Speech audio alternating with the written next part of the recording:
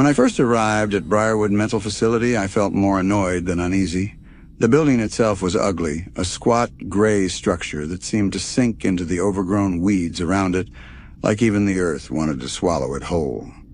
The windows were too small, the kind that didn't let in enough light, and everything about the place screamed, "This is where you'll go if the world forgets you exist."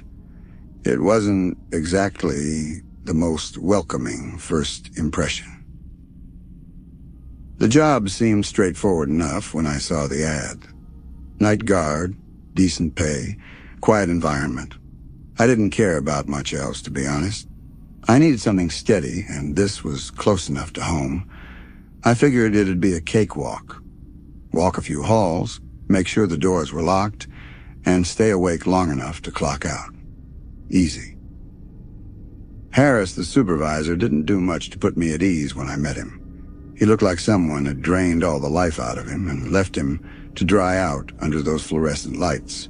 His eyes were heavy, his shoulders slouched, and every word seemed like it took effort to push out. "You'll be working solo," he said, like it was something I should have known. "We don't have the staff for more than one guard at night, but it's not a problem. Patients are locked in. Just stick to the routine." I asked the usual questions, what to look out for, who to call if something went wrong. Harris barely looked at me as he answered. "Nothing goes wrong here," he said. "At least, nothing you can't handle. Just keep your rounds regular, don't linger in one place too long, and, well, don't get too comfortable." I wanted to ask what he meant by that, but his tone didn't invite follow-ups. He handed me a flashlight that felt like it belonged in a museum and a ring of jangling keys. "You'll be fine," he said almost as an afterthought. His eyes lingered on me for just a moment too long before he shuffled off, muttering something about paperwork. The facility itself was worse than I expected. The walls were painted in that sickly beige color that was supposed to be soothing, but felt more like a bad motel. The floors were polished tile, reflecting the dim, flickering lights above. Every step echoed too loudly, and the subtle smell of industrial cleaner barely masked something deeper, something sour and unpleasant, like mildew that never quite left. The observation windows in the patients' doors were small, just big enough to see inside. Most of the rooms were dark, their occupants quiet. A few, though, weren't. One patient stood in their doorway just behind the glass. They didn't move, didn't blink. I told myself they were probably sedated and kept walking. The halls were long, stretching endlessly in both directions. At each intersection, I found myself hesitating, unsure if I'd already been down that way. Everything looked the same. Door after door, light after flickering light. My footsteps sounded like they belonged to someone else, bouncing off the walls and coming back at me in strange rhythms. The first round of patrols was uneventful enough. I checked the locks on every door using the keys Harris gave me. The sound of the keys jangling in my hand was almost comforting, breaking the silence that pressed down on everything. I muttered the room numbers under my breath as I went, just to keep track. 101, locked. 102, locked. Occasionally, I caught movement through the observation windows, shifting blankets, the glint of eyes peeking at me. One patient sat upright on their bed, staring at the ceiling. Their mouth moved like they were whispering to someone I couldn't see. I didn't stick around. Harris's voice echoed in my head. "Don't linger." I tried not to think too much about the patients. They were locked away for a reason, after all. Some part of me wanted to know their stories, but I knew better than to ask. Knowing too much wouldn't make this job easier. By the time I reached the break room, I was starting to feel like I'd settled in. It wasn't so bad, really, just an old building with old problems. The lights flickered sometimes, and the air felt stale, but that was manageable. I was pouring myself a cup of coffee from the pot someone had left burning when I heard it. Footsteps. At first, I thought it was my own. I stopped moving, holding my breath, but the sound kept going. It was coming from the hallway I just left from. I grabbed my flashlight and stepped into the hall. "Hello?" I called out. My voice sounded strange in the emptiness, too loud and too small all at once. Nothing, just the buzz of the lights. I swept the beam of my flashlight down the corridor. The shadows stretched long, swallowing the edges of the hall. Then from the far end, a figure stepped into view.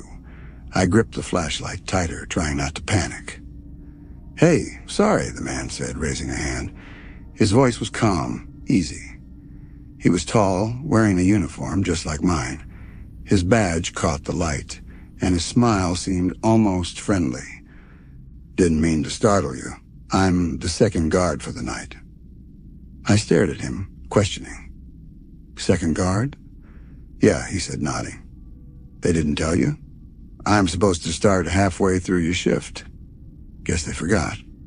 He shrugged like it was no big deal. I forced a laugh, though my throat felt dry. Guess they did.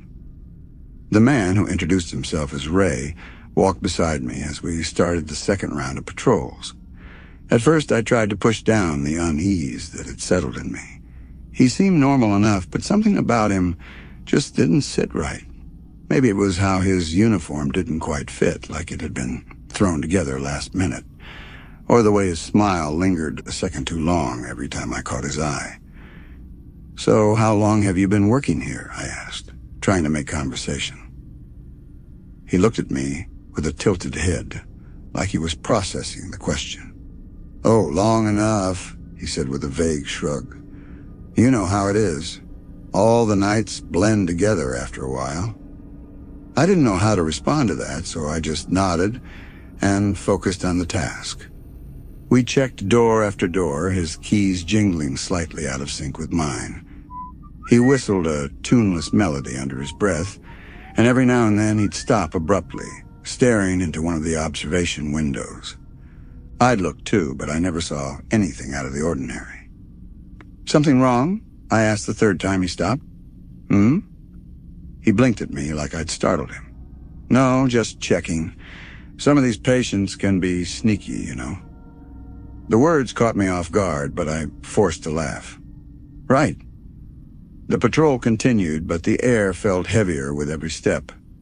Ray had a strange way of moving, sometimes too slow, his footsteps barely audible, and other times quick and sharp, like he'd suddenly remembered where he was supposed to be. At one point, I turned a corner and nearly ran into him. He was just standing there, inches from my face, grinning like it was the funniest thing in the world. "Jesus, man," I said, stepping back. "Give me some warning next time." He chuckled. "Sorry about that. Didn't mean to spook you." But he didn't move right away. He stayed there, just staring at me, his grin fading slightly.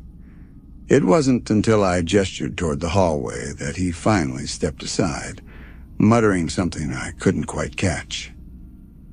Things got weirder as the night went on. We were halfway through the West Wing when he suggested checking the restricted area. I paused. Harris hadn't mentioned anything about it during the orientation, but Ray was already heading in that direction. "Shouldn't we stick to the main areas?" I asked. "Restricted doesn't mean off limits," he said over his shoulder. "Just means we've got to be careful. You're not scared, are you?" "No," I said quickly, even though my gut was telling me to turn around and walk the other way. The restricted wing felt different, colder. The air smelled damp, and the hum of the lights seemed louder here, more erratic. Ray walked ahead of me, his flashlight bobbing in and out of the shadows. He stopped in front of a door that was slightly cracked and turned to me with a smirk. "After you," he said, motioning me inside. I hesitated, shining my flashlight through the gap. The room was small, empty except for a single chair bolted to the floor. The walls were scratched and scuffed, and there was an odd smell in the air. I stepped inside. Feel pretty anxious. "What is this place?" "Old observation room," Ray said from the doorway. "Don't worry, it's not used anymore." His tone was casual, but there was something off about the way he lingered there. When I turned back, he was gone. "Ray?" My voice echoed in the empty room. I stepped into the hallway, shining my flashlight in both directions. The corridor was empty, the silence almost suffocating. I was starting to get nervous as I scanned every shadow, every corner. Then, just as I was about to call out again, he appeared. Out of nowhere, he was standing behind me, close enough that I could feel his breath on the back of my neck. I spun around, nearly dropping the flashlight. "Where the hell did you go?" I snapped. "Relax," he said, his grin returning. "I was just checking something. You looked like you could use a moment alone." I didn't answer. Goosebumps formed as he stepped past me, humming that tuneless melody again. For the first time all night, I was starting to wish I was alone. The patrol dragged on, but it felt less like a routine now and more like a game of survival.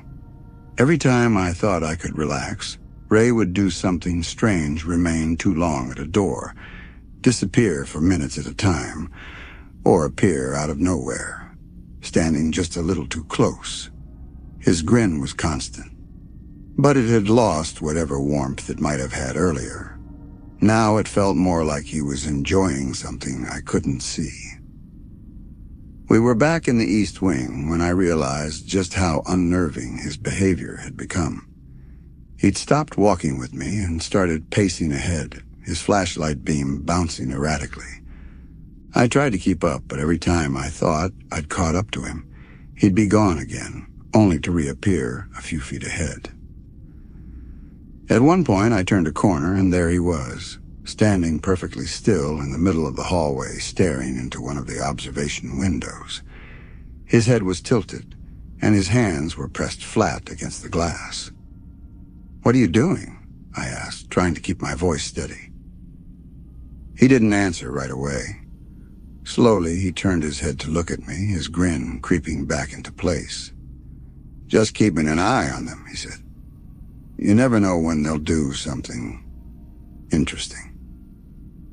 I didn't know what to say, so I just nodded and walked past him, my hand gripping the flashlight tighter. The further we got into the shift, the more erratic Ray became. He started whispering to himself, words I couldn't make out. When I asked him to repeat himself, he'd wave it off with a laugh and say, "Just thinking out loud."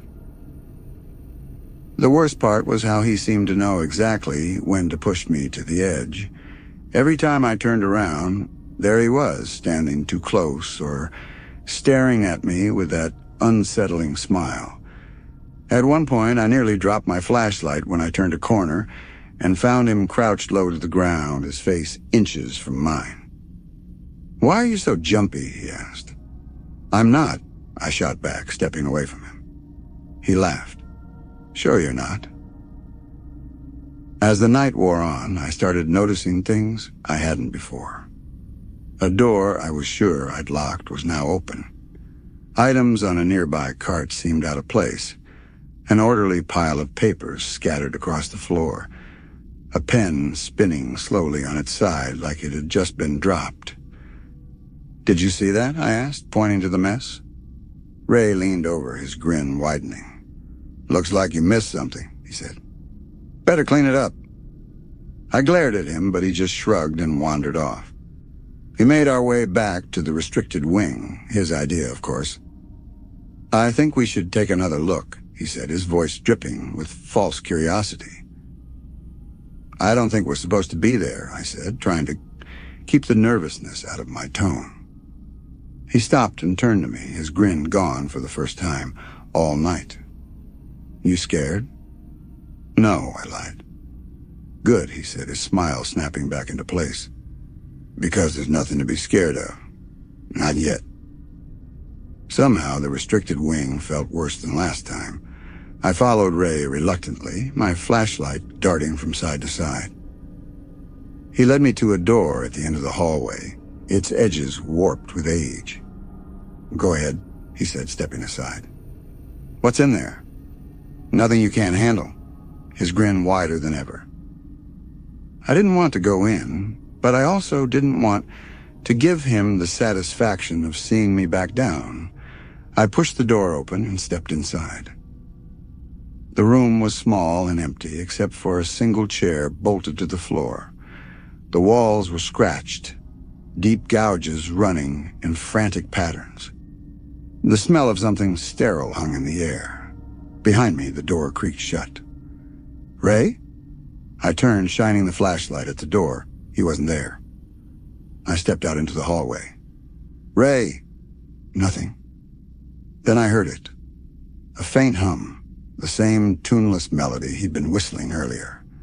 It was coming from somewhere ahead, echoing softly off the walls. I followed the sound, gripping the flashlight like it was a lifeline. When I turned the corner, he was there, standing perfectly still, his head tilted back to stare at the ceiling. "What are you doing?" I demanded, my voice trembling. He didn't answer. Slowly, his head tilted down, his eyes meeting mine, his stupid grin stretching wider than I thought possible.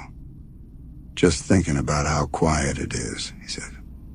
"Almost like we're the only ones here." I didn't respond to Ray. I couldn't.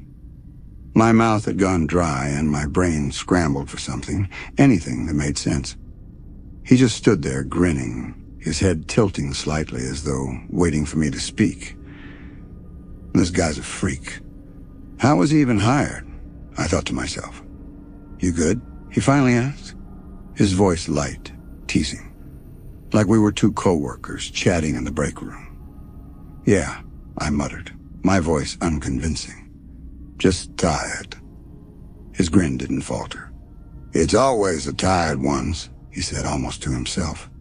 Then just like that, he turned and started walking down the hall, whistling that same tuneless melody. I wavered for a moment, then followed, keeping my distance. Something about his movement struck me as wrong. His gait was too smooth, his steps too light, like he wasn't walking but gliding. I told myself I was overthinking it. Exhaustion does weird things to your head. That's all this was. We reached another observation window, and Ray stopped again. This time he crouched low, almost pressing his face against the glass. I couldn't see much inside, just the silhouette of a patient curled up on their bed. "Poor guy," Ray said softly. "Been here forever, you know." "How do you know that?" I asked, trying to sound casual. He didn't answer right away. Instead, he ran his hand along the doorframe, his fingers tracing invisible patterns. Finally, he looked back at me, his grin widening. "I just do." The rest of the patrol was an exercise in trying not to lose it. Ray's behavior grew more erratic with every passing minute. Sometimes he'd walk ahead of me, his pace quick and purposeful, only to stop dead in his tracks, turning to face me with that same unsettling smile. Other times he'd fall behind and I'd catch myself glancing over my shoulder, expecting to see him right on my heels. At one point, I found him standing perfectly still in the middle of the hallway, his arms crossed over his chest. I stopped, shining the flashlight on him. "What are you doing?" I asked. He turned his head slowly, his movements stiff and slow. "Thinking," he said. "About what?" He chuckled. "About how fast people break when they're scared." I decided then and there to head back to the main hall. I'd had enough of this wing and enough of Ray. "Come on," I said, trying to sound authoritative. "We're done here." He didn't move right away. Instead, he tilted his head again, studying me like I was some strange animal. "If you say so," he said finally, his tone almost disappointed. When we reached the main hall, the air felt different. Lighter somehow, like stepping out of a deep pool. I turned to Ray, ready to ask if he'd seen anything unusual during his shift, but he was already walking toward the break room. I followed, though my gut was screaming at me to keep my distance. When I stepped inside, the room was empty. No Ray, No sound of footsteps retreating down the hall. I spun around, scanning the corridors. "Ray?" My voice echoed, thin and shaky. Nothing. I stood there for what felt like hours, my flashlight beam cutting through the stillness. Finally, I forced myself to move, retracing my steps through the facility. Then I saw him. He was in one of the observation rooms, sitting cross-legged on the floor. His face was calm, his hands folded neatly in his lap. For a moment, I thought it was just another patient, until I saw his grin. That same too wide, too knowing grin I'd been seeing all night. My knees nearly buckled as the realization hit me. Ray hadn't been a guard. He was a patient. And he'd been out all night. I couldn't move. My legs felt locked in place as I stared through the observation window. There he was, sitting on the floor of room 307, legs crossed like a kid in story time. That grin, God, that stupid wide grin, was still plastered across his face. I kept telling myself it couldn't be real. He couldn't be real. I'd been with him all night. We'd walk the halls, check the doors. He'd crack jokes, hummed that weird tune, and looked me dead in the eye like we were old friends. But now he was in there. I leaned closer, squinting through the glass, hoping, praying I'd see something that made sense. Maybe it wasn't him. Maybe it just looked like him. Maybe I was losing it. But then he moved. He didn't get up or wave his arms or anything dramatic.